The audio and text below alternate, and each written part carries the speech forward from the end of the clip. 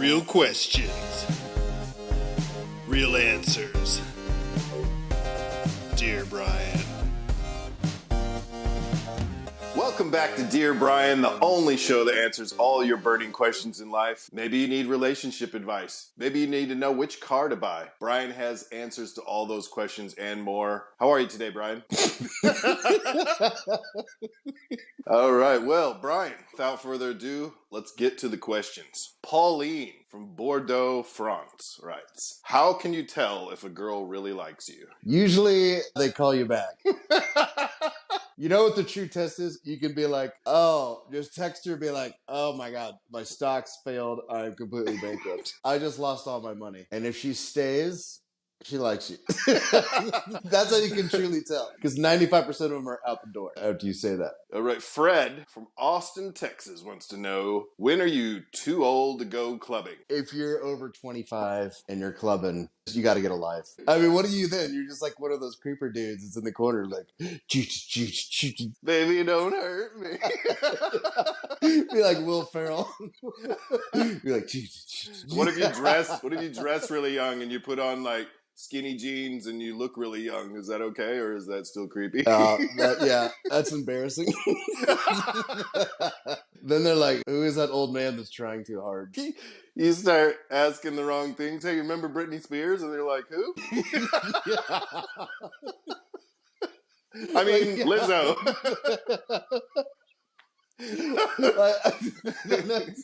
I hope they start playing some Britney Spears. Oh, I mean... Who? I don't know. Who is that? DJ Jazzy Jeff still DJ? This is my favorite. You sound fancy. All right. Brody from Melbourne, Australia wants to know, what is a minimum amount of money you should put on a gift card? Well, it's definitely more than $5.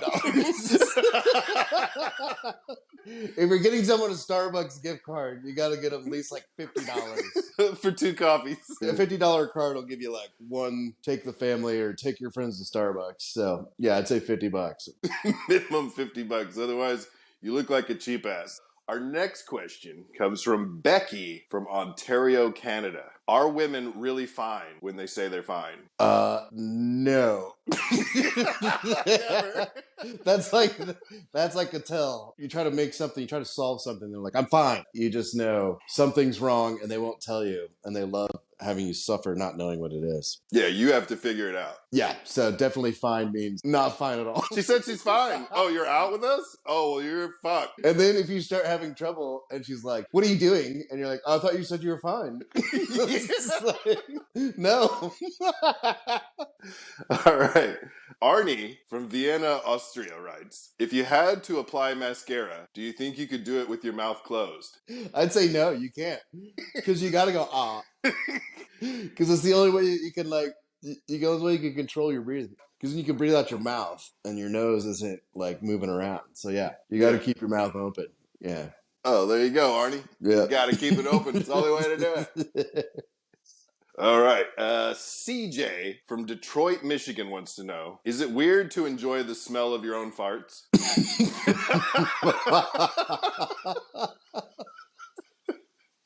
I'd say it is. Oh, it's good stuff.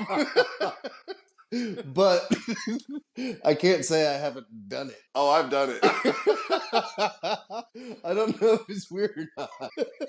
There's sometimes you don't like enjoy it, but you can't stop smelling it. It's such a weird smell that you have to keep smelling it. So yeah, it's not that weird. If it's one of those aromas that you can't quite get enough of it, you're like, what is that? What is that smell? That's just horrible. But you keep smelling it anyway. And if it's really, really bad, you almost want it to linger so you can make someone else pay and have to smell it as well. Oh, gotta get a smell of this. I have had times where you fart at work and someone comes over and you're like, no, no. They're like trying to bring you some papers. And you're like, just hold on. And then they're like, ah. Can you just grab me a coffee? I'm like, just stay there. Oh my God. That was good stuff. Well, there you go, CJ. It's not that weird. I've done it. Next question comes from Osaki from Yokohama, Japan writes, If your girlfriend dared you to take a lie detector test, would you let her ask the questions? Yeah, I guess you'd have to. Then what's the point of the lie detector test? If I got to ask myself the questions I wanted, yeah, I'd take it every day. Do you like sports? Yes, I do. Do you like football? Oh, yeah. Did you cheat on me last night? No. No, I didn't. Yeah. All right. Juanito from Santiago, Chile writes, if you were the fifth member of the Spice Girls, what would your name be? Aren't there 5 members? Is there? I don't know. Sporty, baby, scary, posh. Ginger Spice. Ginger. We knew it. All right. Well, then the sixth member. I'd be Mel D. Oh, no. Old Spice. There you go. Like the deodorant. Old Spice. Perfect. All right. Bob from Bamako, Mali writes, is it okay to tell a child that Santa doesn't exist? Yeah. I say absolutely. Don't let that fat bastard get all the credit. You're the one putting the presents out. Gareth from Houston, Texas writes, how do you tell another guy when his fly is undone? Hey, your barn door's open. Don't let the cow get out. All right. Freya from Ottawa, Canada wants to know, why do women never know what they want to eat? That's a great question. Because they're like, well, I don't know. I could get this and then that. And I'm like, just pick something. And then you pick it and they go, no. No, I don't want that. Okay, well, do you want this? Oh, no. And they're like, well, there's nothing to eat. And you're like, well, I've given you 17 fucking options. I just go and I get something and I say, here it is. Take it or leave it. And they usually eat it. So there you go. All right. Mona from Tunis, Tunisia writes, my boyfriend never puts the toilet seat up. Is pissing on the seat grounds for breaking up? Yeah, no, that's definitely grounds. That's uncalled for. You got to draw the line somewhere. But then you're also supposed to put it back down, right? Well, that's negligible. But you definitely have to at least put it up first. What if she falls in the middle of the night? Yeah, that's just a hazard. It happens. Like, Mona, good luck. All right. Sophia from Stockholm, Sweden wants to know, is it okay to overcook chicken? The answer is no. It's not okay. No, it's awful. It's a jailable offense. Straight to jail. Boris from Odessa, Ukraine wants to know, what's a secret that a man might only tell his wife on his deathbed? I guess you would say, like, you remember that one argument we had? I was wrong. I fucked your sister. I would still take that to the grave with me. I don't think I would tell that one. I'm taking that one to the grave. There you go. Fair enough. All right. Peter from New York City wants to know, is it okay to kiss your girlfriend after getting head? Well, it depends on spits or swallows. And if she's really, really hot, you'll do it? I don't know. That's when we just say, in a minute. You have like a little thing of Listerine on hand right next to her? I got a brand new toothbrush in here. You want to try it out?